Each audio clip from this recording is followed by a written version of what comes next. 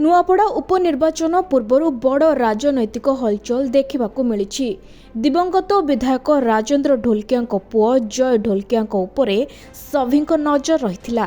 शेष में सबू कल्पना जल्पनार अंत घटाई से बीजेपी रे सामिल होइछंती।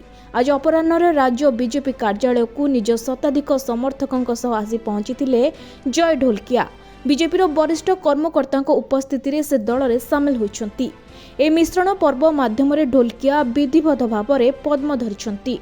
राज्य कार्यालय थिबा एही मिश्रण पर्व में मुख्यमंत्री उपमुख्यमंत्री सहित बसंत पंडा सुरेश पूजारी मध्य उपस्थित थिले।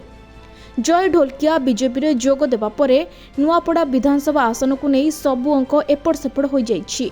कारण बीजेडी जय को नुआपड़ा प्रार्थी करिबो बोली जो आशा रहितिला ताहा बे धूलिसात होइछि। बीजेडी को चकमा दे बीजेपी रे मिसिछंती जय ढोलकिया। एबे दल तांको नुआपड़ारे प्रार्थी करिबो बोली एक प्रकार निश्चिंत हो जाइछि। सेपटे जय पद्म धरबा नहीं सख्त झटका लागिछि बीजेडी को।